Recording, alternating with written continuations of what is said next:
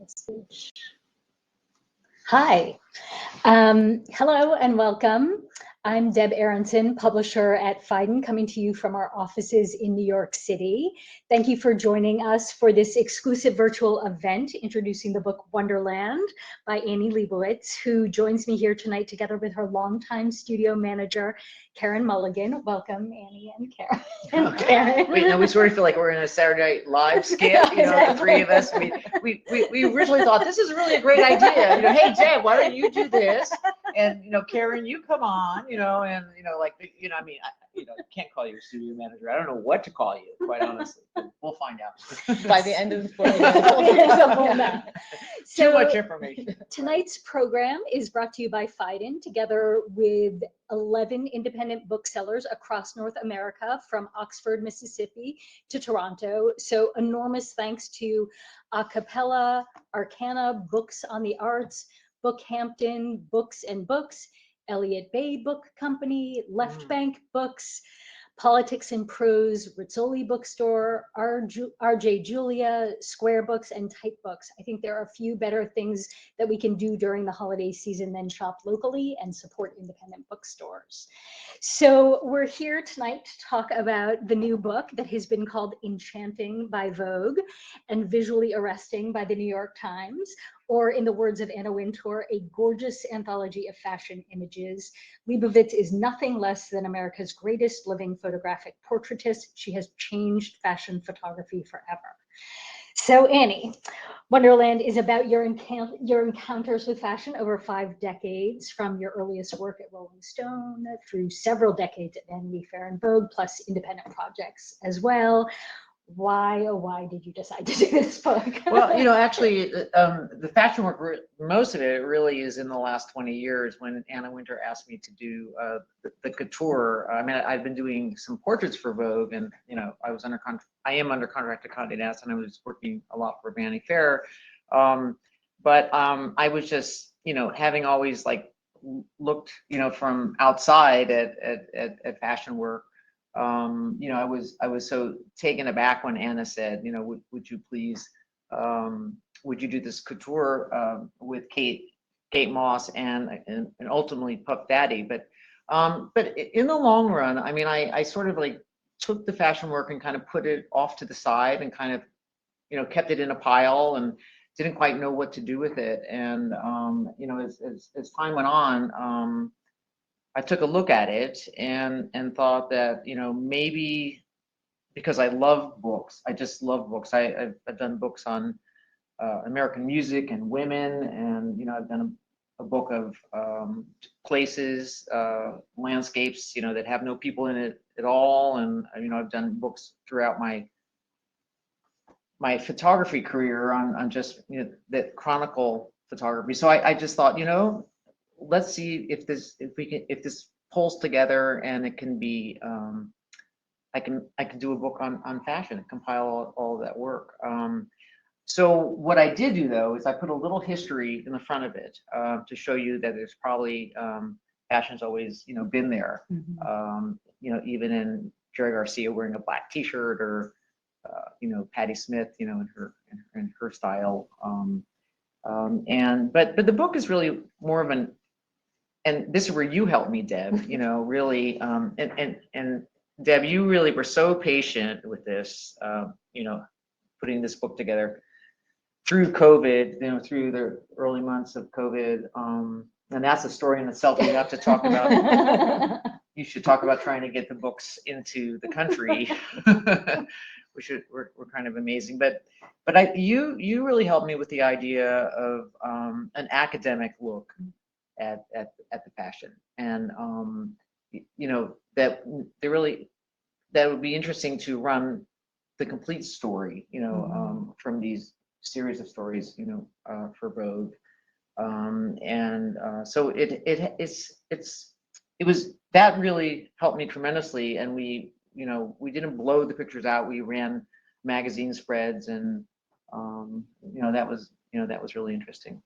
But I'm just looking at this picture of Lena Dunham in the Bergdorf Goodman window, which is unbelievable that they let us photograph her in that window.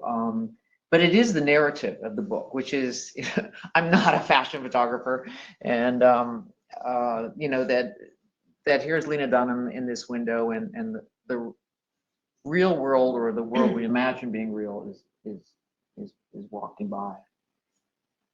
So let's talk about that first couture shoot that you did with Anna Wintour. It was in Paris. So tell us about this.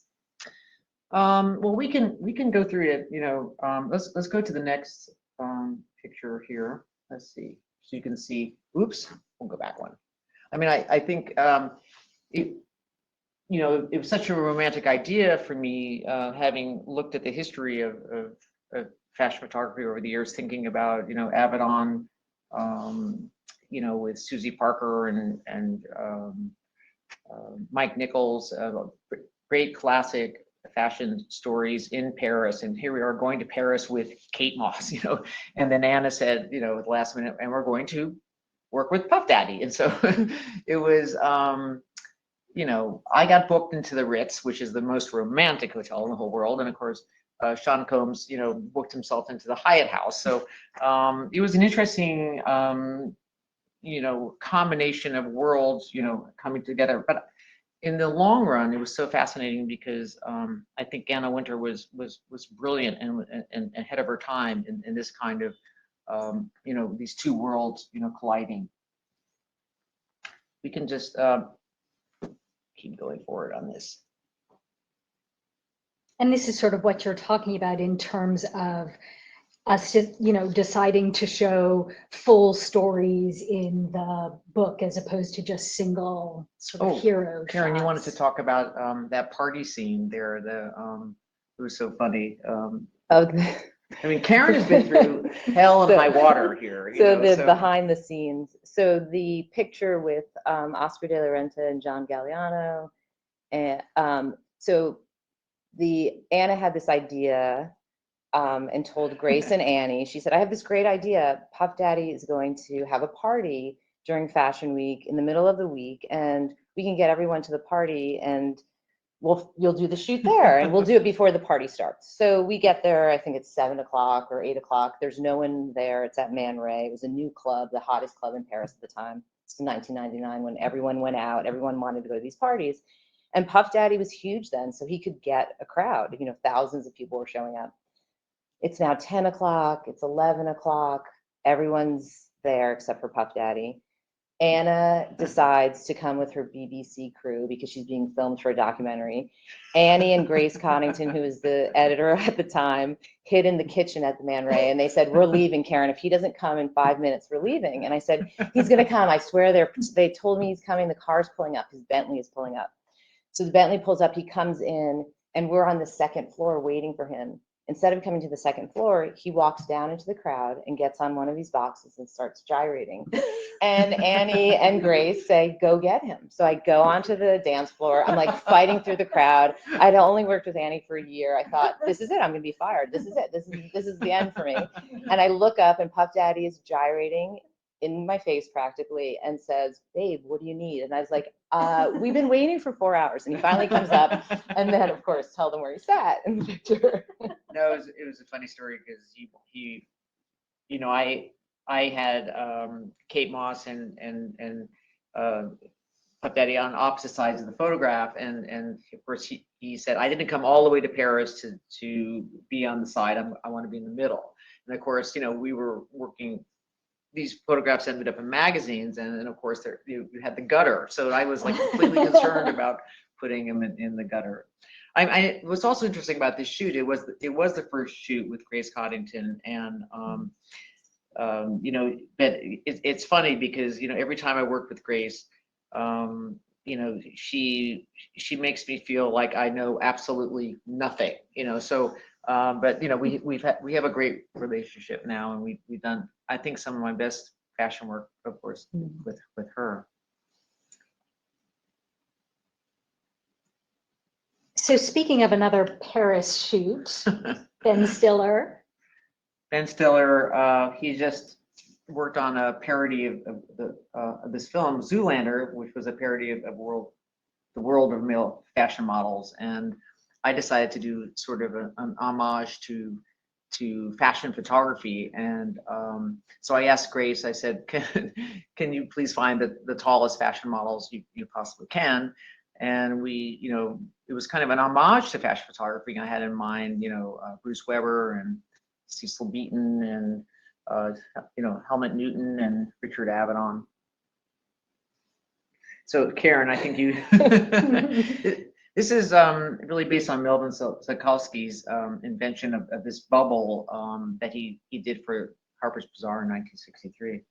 And so this was obviously on the Seine, and it was a bubble that was hanging from a crane. So when we had to, this is before digital. So yeah, this is like literally this is happening in real This is time. actually hanging from a crane. Hanging from a crane, which you can't see, which is on the Right. banks. And there's no air. There's just a seam. There's no air. There's no air. Air vents in the bubble. So, right? But leading up to this, so the call time for this was 3 a.m. because we had to do the shoot before, we had to be off the Seine, the French, with the permitting and everything. We had to be off the Seine by, I think it was 6:45. Like we were probably gonna have like 20 minutes of sunlight for Annie to do the picture.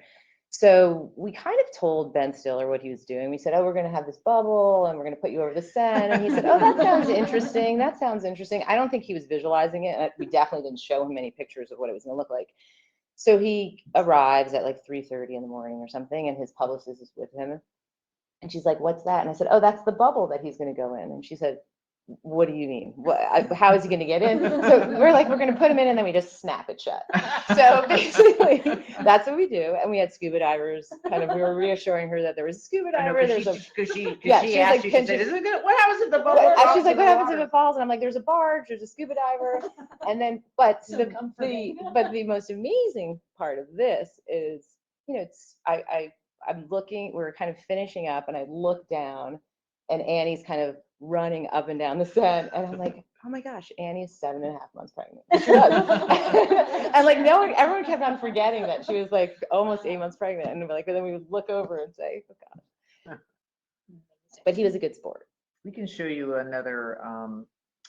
I mean, when I thought that the fashion book might work, it was really based on two stories that sort of came close to each other. There was Alice in Wonderland and The Wizard of Oz, which we did with Keira Knightley, and so they were children's stories that children's fairy tales that Horace and that were great to. So with The Wizard of Oz, it was just amazing, the cast that we pulled together for this, all artists. This is Alba and Francesca Clemente playing Auntie Em and Uncle Henry. This is Cara Walker is Glenda the Good Witch. Bryce Martin, the Scarecrow.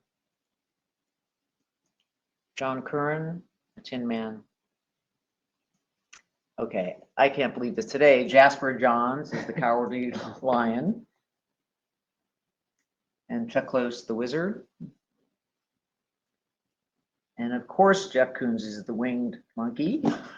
You might want to, Karen, didn't you have to, are you the one who had to like swab the gold paint on yes, no, I didn't paint him, but we were in upstate New York, right? Like in this field, and we had motorhomes, and he obviously is painted gold here, so we painted him gold, but no one really thought about how is he going to get home after he's painted gold because we didn't have a shower. So we had a bunch of baby wipes. And so he stood there and he tried to hand out the baby wipes. And everyone looked at him and said, "Oh no, Jeff, here, these are for you, not for us to use on you." Once again, he's hoisted up on a crane. Yeah. And this was, what's interesting also about this shoot is that the designers really collaborated and made unique dresses for Keira Knightley. So Grace worked and collaborated with each designer. And that was the same with Alice in Wonderland, where they made a unique dress for Natalia in Alice in Wonderland and here with Keira Knightley. Amazing. There we go. Kiki Smith is the Wicked Witch. What's next? Do you want me to go into this, or do you just Yeah, wanna I was talk just about- thinking Rihanna is one of the few amazing women that we have both worked with. And yeah, so tell us about. No, I mean, she's in the book. I mean, it was an opportunity for me to write about just sort of being taken in. It's hard to explain, and I was really happy about what, and we ended up writing about this shoot in Havana. And I mean, it is hot in this room in Havana, and she's just going up to the fan and cooling herself off. But I'm actually just going to read a little bit right from the book. A shoot can become so charged and intense that you enter a kind of zone. You are taken in. The rest of the world just disappears. Rihanna's confidence in her allure is conveyed in some intangible, mysterious way. I had seen a photograph of her dancing in the street in Barbados, where she grew up, during Mardi Gras, and I had tried for years to set up a trip with her there. And then when we were planning a cover shoot with her, we began hearing rumors that restrictions on travel to Cuba were going to be lifted. So why not do the Rihanna shoot in Havana before the old city was changed forever? It turned out Rihanna wanted to go to Cuba too. Amazing. So this, anyway, so you have, Yeah. So I guess our next picture, let's. Want me to just go on? Yeah. okay. Yeah. I mean, this is it's very moving, of course, now, Virgil Abloh. This portrait is one of the last photographs in the book, one of the last portraits done for the book, and we're right at the beginning of the first few months of COVID-19, the beginning of the pandemic, and I tried to do. We did do a virtual shoot, and it was awkward for sure. But Virgil was in his home outside of Chicago, and we sent him a camera tethered to a computer, and I was working remotely, and Virgil literally had to move the camera around, and we found a place that had beautiful natural light, and we did this set of portraits, and he brought out these two statues that he said, I looked at them, and I knew they were old, and he said they belonged to his parents, who were from Guyana, and they were beautiful. But he also had in his bedroom a photograph of his maternal grandmother, wrapped in a traditional kente cloth that's woven by the Ashanti people of Guyana, and it became his inspiration for dressing Amanda Gorman for the cover of Vogue. It's beautiful. I remember when we were looking at these pictures originally, you told me about how windy it was on that photo shoot, and how terrified she was of getting blown away. She did talk about that. She did talk about that she had, because she's small and very light, and she said, growing up she'd be afraid of a very stormy, windy day, and we really had high winds where we were, but I was determined to shoot in natural light, and we built a studio outside Los Angeles in the hills, and it was definitely a story unto itself, the high winds, and trying to keep the studio nailed down. But it's shot in natural light, which I really love. So we talked a lot, I was just thinking, we talked a lot while the book was progressing about what constitutes a fashion photograph. And I think about the next couple of pictures that we have in the slideshow, the next one of which is of Donald and Melania Trump. So I guess my question is, you have some politicians in your fashion book, which is a really interesting choice. I think I couldn't help myself on some level that, I dipped into, because I had photographed all the first ladies for Vogue, and it was interesting through through the years, starting with Hillary Clinton, Vogue had this tradition of photographing the First Lady when the president was elected, within the first few months. And so by the time we were photographing Mrs. Obama, she was very, very much involved in what she was going to wear. I mean, she was not going to be told what to wear. She was pretty much picked what she wanted to wear. So it was really an interesting evolution to see. And I think it's actually true with people we photograph today, that they have, they say how they want to be seen and what they look like. And it's different than photographing, a model, for sure. Who are just extraordinary people who know how to wear clothes. So yes, there is, I think it's this, and also a shoot I did with Kanye West and Kim Kardashian. I mean, that's when the journalism kicks in, and I get so excited about what's going on, because when I write about this in the book, I say sometimes you can't make it up. Sometimes you just can't make it up. This is just what's going on. And we had photographed Melania for Vogue has a shape issue, and we always photograph a pregnant woman, and Melania was happy to be involved, and Phyllis Posnick was the editor on this. This is one of those photographs that does cross over. We put it in the portrait book, and there's only a couple of photographs that cross over, but it does belong in this fashion book because it was done as a fashion picture, and that always interests me. And so I think the next picture also is of another politician, Nancy Pelosi. So what was the story behind? Well, I mean, again, I think I'm probably always rationalizing why I'm getting these photographs in the book. And in fact, you remember I had to cut back, what I was doing because the book began to take on a different narrative or idea. But I do, again, I rationalized that this shoot with Nancy Pelosi, I mean, I think and Vanessa Friedman, the New York Times definitely validated all of this and talked about what Nancy Pelosi wears. And I sometimes think that her clothing, as Vanessa says, is kind of a barometer for what's going on.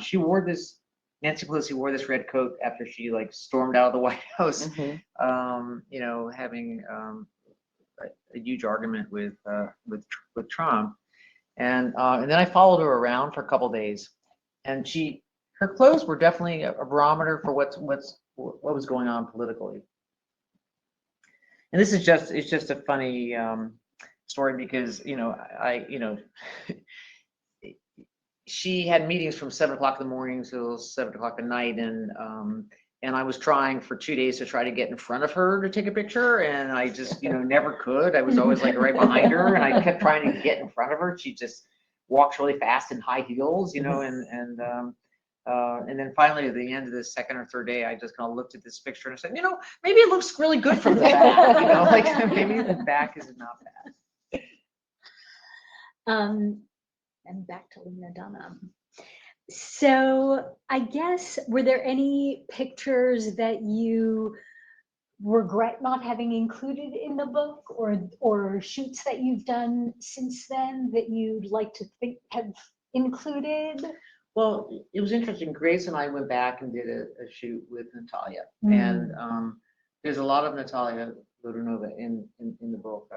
She was, we didn't see her tonight, but she is, was 17 or 18 when we did Alice in Wonderland, and she was so remarkable and funny and smart and wonderful actor.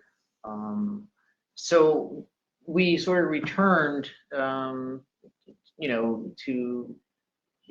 what we've done before.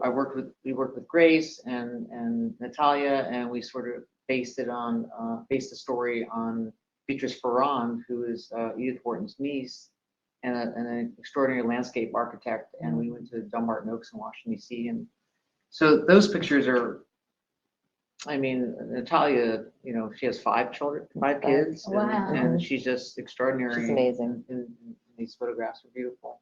I mean, she's beautiful. I mean, the truth is, I'm really nothing compared to these people I photographed. And the thing about fashion, I realize, is that I'm photographing people who like to be photographed and want to be photographed, and it's definitely playful, over the top work that I had the opportunity to get engaged with and be involved with. And after, the portrait work which is really my work, is psychological, can be very stressful, and not that this can't be stressful, but it's definitely more playful, and it's a team, and it definitely has a different agenda. And so actually that makes me think a little bit more about the Virgil Abloh picture, because you actually weren't there in person with him. Had you met him or spoken with him prior to taking that photograph? What was that like, trying to do that sort of remotely as opposed to doing it in person?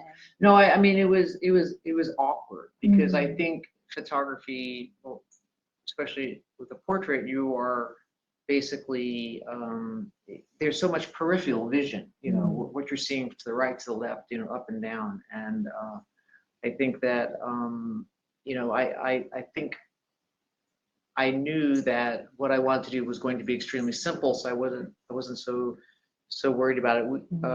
But it was definitely a little awkward, but he was incredible, and he took the camera all over the house, and you're working with someone who's a real collaborator and an artist and a visionary. And so, you're, it was on some level, fascinating and wonderful seeing as well. Yeah, you were lucky. You were sort of both in good hands. Right. So I think we have some questions from the audience. I'm just gonna look here and read some of them. So question 1, Okay. Renee asks, who inspired you to pick up a camera? Well, I went to the San Francisco Art Institute as a painting major, and I wasn't a very good painter. But my mother always had an 8mm camera, and there was always family pictures, and I think those were the first photographs that really, really inspired me. And then when I went to school at the Art Institute and changed my major to photography, it was really Cartier-Bresson and Robert Frank, really kind of more surreal, personal reportage, that influenced me a great deal. And over time, photography is so big and wonderful. It has so many wonderful people that inspired. Question number 2, Jerry asks, what was the genesis of the title for Wonderland? Oh, it really was like about entering this world, entering this portal, going into this world. I just think Wonderland encompasses, everything. It's a positive idea. It's about the imagination. I mean, our working title was Down the Rabbit Hole For a long time.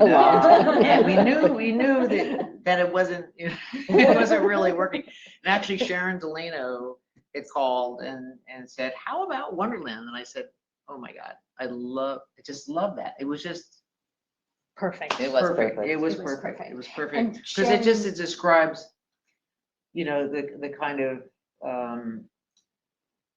really the excitement and the joy of like entering into this world that that I didn't know I would ever have an opportunity to play with and explore. And of course, Sharon has worked with you for many, many years on many of your book projects, working with you on the texts. Yes. And okay, third question. Whitney asks. You have to give yourself some credit. Really, this was a tough book to produce during this period, and I mean, you've got to tell the story about bringing the books through the Suez Canal. I mean, it's like we didn't have any books.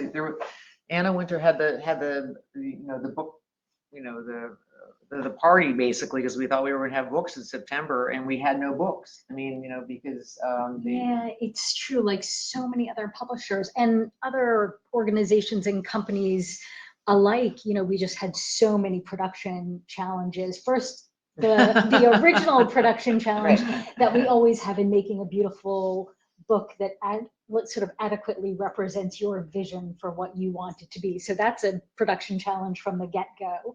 And then we had you are one of a kind publisher in that respect. I mean, you were unwavering. I have to say this because we are talking about books here.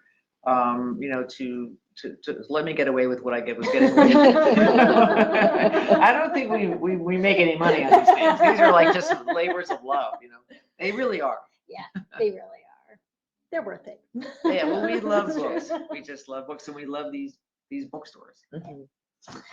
Favorite. Question 4, Claudine asks, is there anything or anyone that you would like to capture in your work that you haven't yet? Well, we have a long list. Yeah. We're working on that right now because I actually want to go back with a vengeance to the portraits, and I'm going to make it a project. But of course, Stacey Abrams, I've really wanted to. Interesting. But there's so many great people right now to work with, and we're as you and we speak, we are working on that list. So we're going to go at it. January. That's great. Question 5, Eric asks, what do you find more important, framing subjects or storytelling? I think they can be one and the same.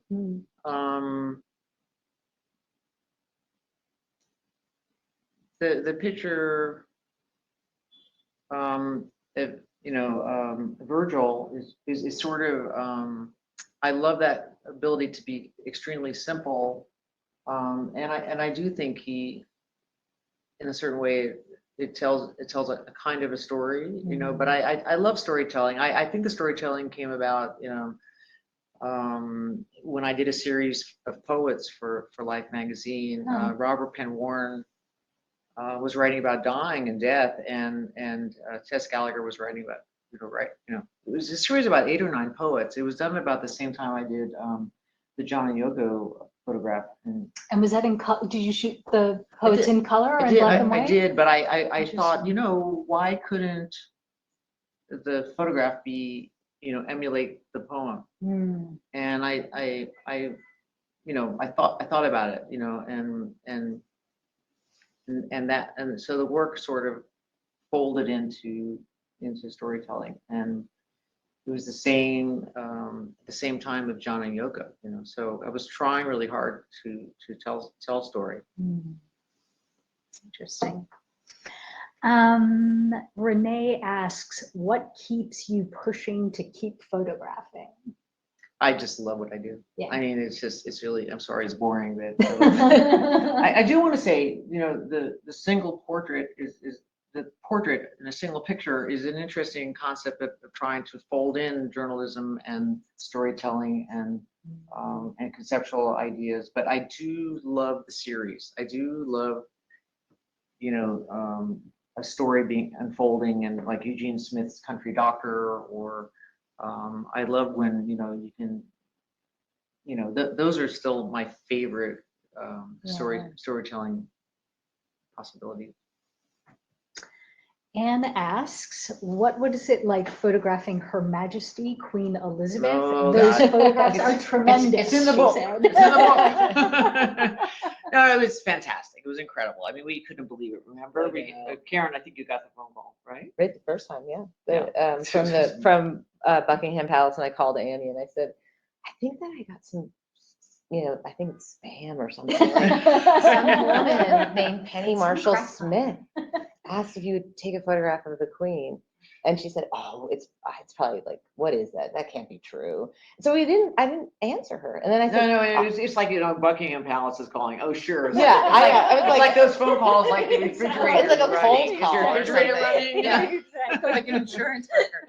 And so then we talked about it a little bit more, and I said, maybe I'll just answer. I'll answer. So I answered this one, and then the next thing I know, it's real. And then that was in 2007. And was And that then- when you photographed her? Alone. That was the first one. Right. Second time she had her, she had ideas. Yeah. So- That was 10 years later. Yeah, And was that with her grandchildren? grandchildren, and she Right. wanted to be photographed with her dogs, and she Right. wanted to be photographed with her daughter. Actually, it was wonderful. It was Yeah. wonderful. Yeah.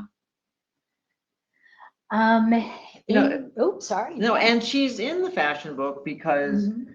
the first time I photographed her, you're given catalogs of, of clothing and catalogs of jewelry, and asked, what do you want her to wear? Oh, wow. So you're picking, I originally wanted to photograph her on a horse, and of course they said no to that. And then they said you can have her at Buckingham Palace, and that's when I thought I would take a more formal portrait of her, because I thought there was never going to be a chance I was going to be seeing her again. And of course, that did happen. So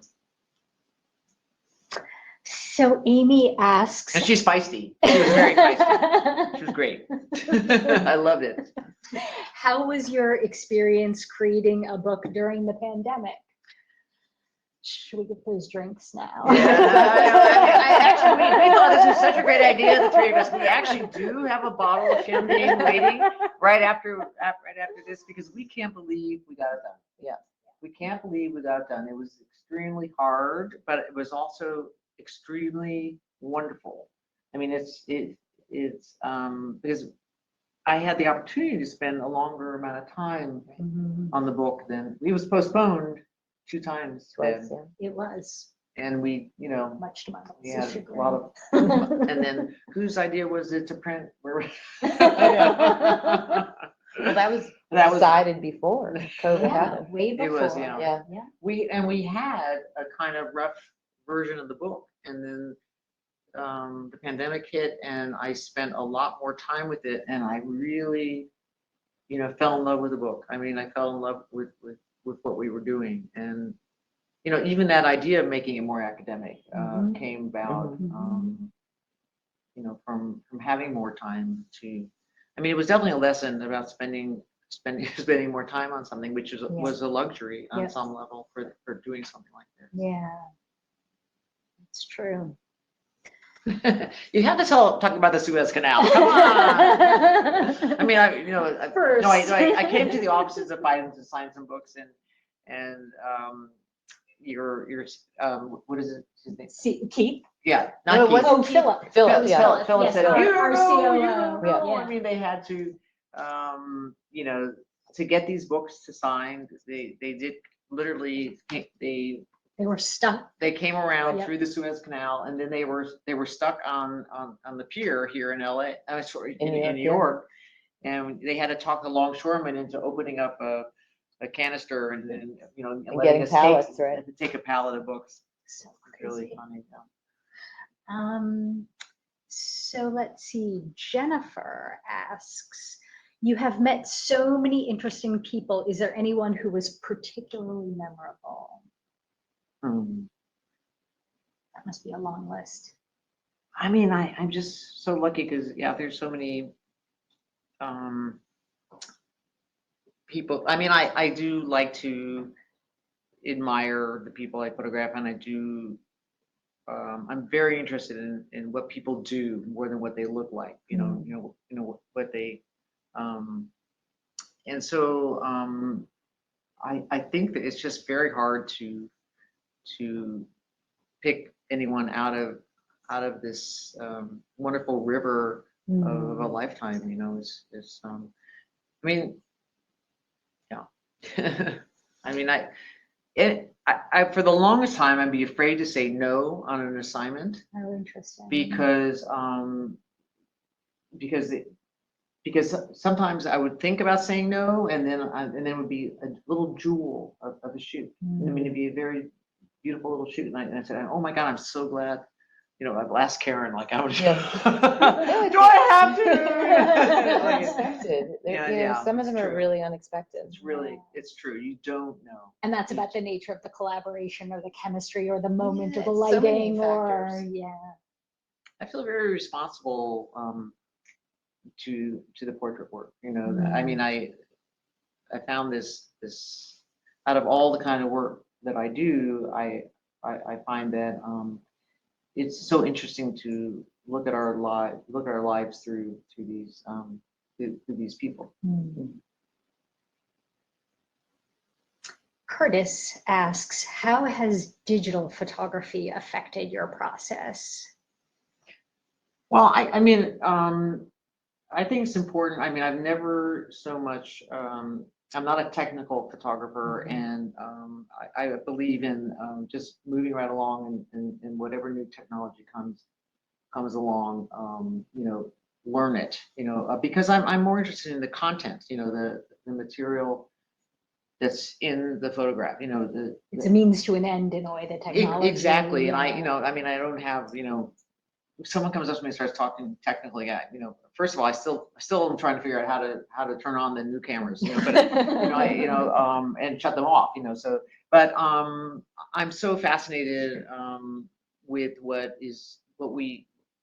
the changes are now, and you know, the fact that you need less light, and that you know, you can see in the dark, and it's too exciting what you can do, you know, with digital. It's different. I mean, it's sharper looking, and but you know, like Kodachrome, like, you know, Kodachrome from, you know, the 70s, 60s, 70s. I remember when photographers, when they discontinued Kodachrome, and photographers would run down to the stores and try to take boxes and put them in the refrigerator. And I mean, I think it's just important to just keep moving forward. I love all the new. I love camera phones. I think they're incredible, and I'm just waiting. I've said this before. I'm saying this for, you know, to get that camera that they implant in your forehead. I mean, perfectly fine with that. Yes, exactly.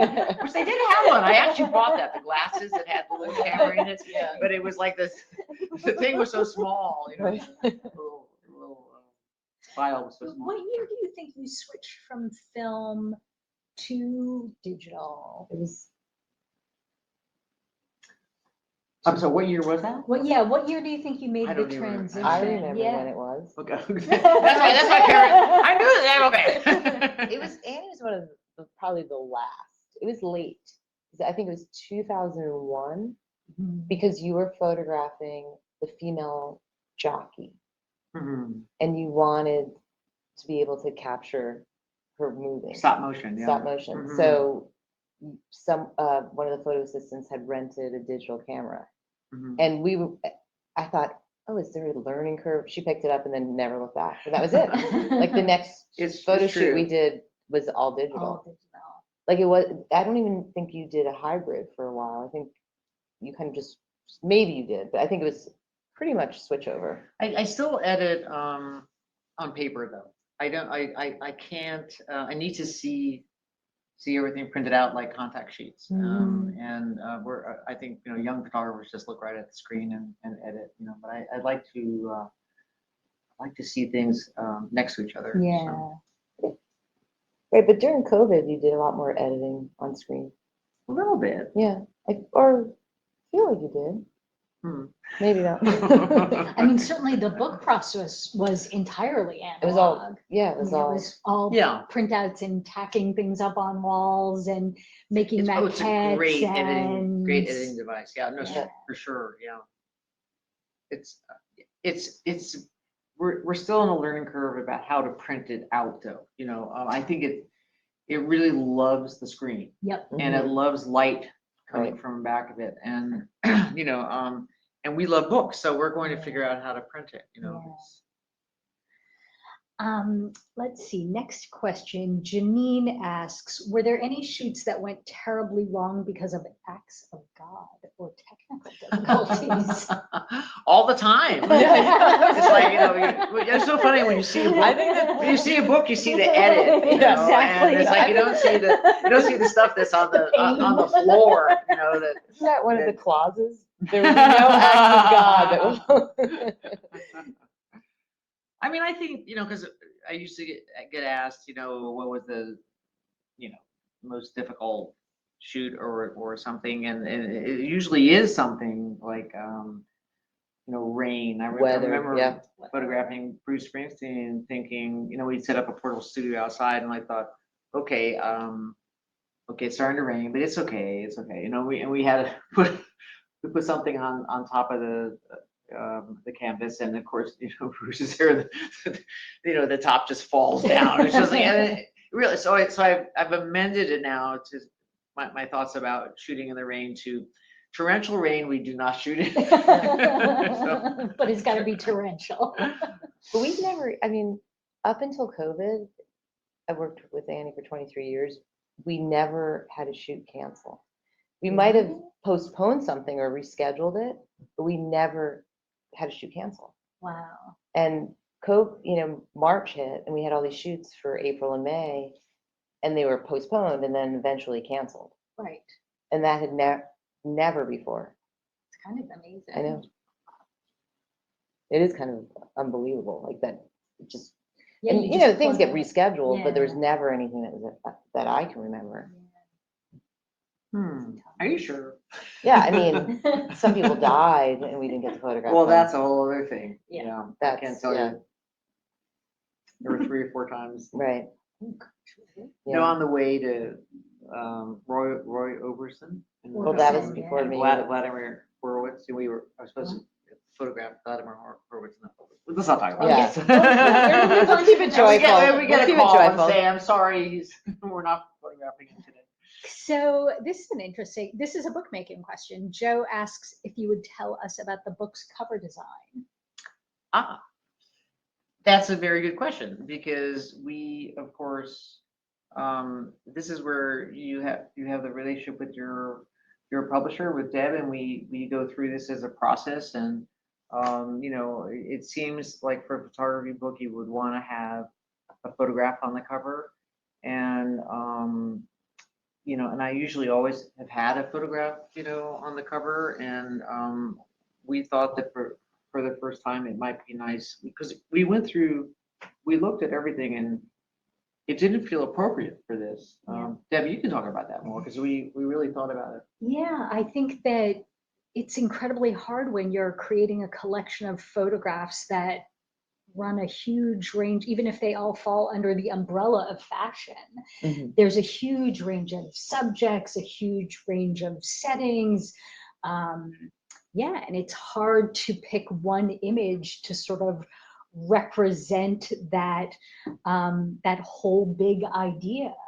And so I think it was I think we tried a few images, but I think it was pretty clear from the beginning that there wasn't really going to be one image. And you really had, I remember we showed you these old Phaidon classics books that we had published on Vermeer and Rembrandt, Right. and they had these very beautiful cloth linen bindings with beautiful, just very straightforward stamping on the cases. They were jacketed, but you had really responded to those and had wanted something really like that, that was sort of, could just feel classic and beautiful in that kind of way.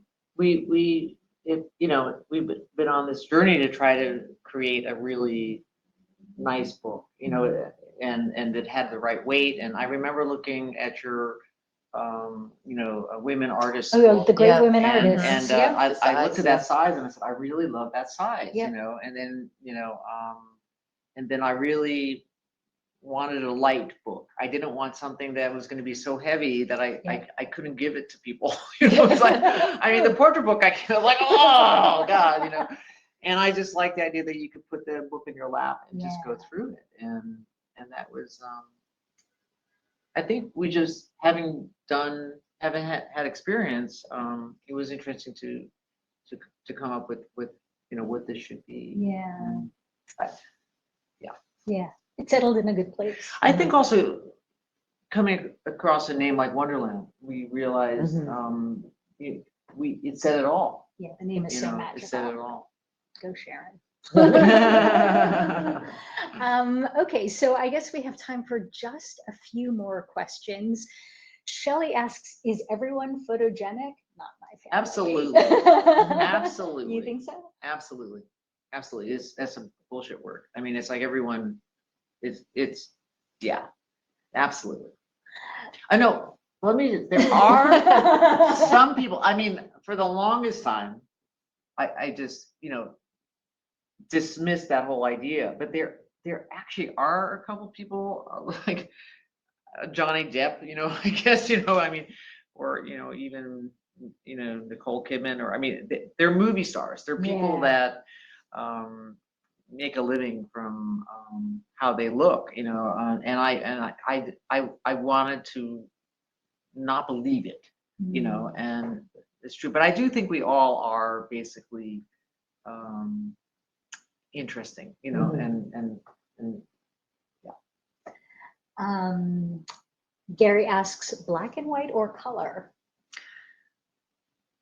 well, I like looking contemporary and in the now, and not to say that the color that we have right now is real, in our photographs.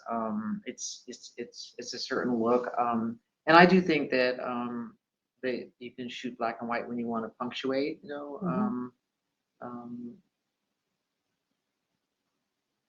I just saw in the New York Times the actors, the film actors, and I thought it was all black and white. Yeah. I thought it was stunning. It was beautiful. And just when you think, oh, I don't know, I just don't know if I want to do black and white, I thought it looked really beautiful. Somebody just gets It was really, really, really incredible. Yeah. So last question, Aura asks, any Yeah, Yeah, it was good. beautiful. who took photographs? Oh, it was Ruben Oppenheimer. Yeah. Yeah. Really Yeah, I nice. couldn't remember. Beautiful. So Aura asks, any advice for a current college student majoring in photography? Well, I think it's an incredible time for photography, and I think that I used to say that you should stay close to home and photograph your friends and your family that will put up with you. I do think that's still a great exercise to do. But I now I'm gonna like. There's so many great stories out there that I think that if you could think about think of a story you really want to tell, and see it through. And I think, yeah. Great. Well, thank you so much to our audience for joining us this evening. And of course, thank you, Annie and Karen, for joining me today. Thank you so much to the independent booksellers who presented this event. Wonderland is available now at your local independent bookstore. Thanks so much. Thank you, Thank everyone. you, Deb. Thank you. Good night. Good night.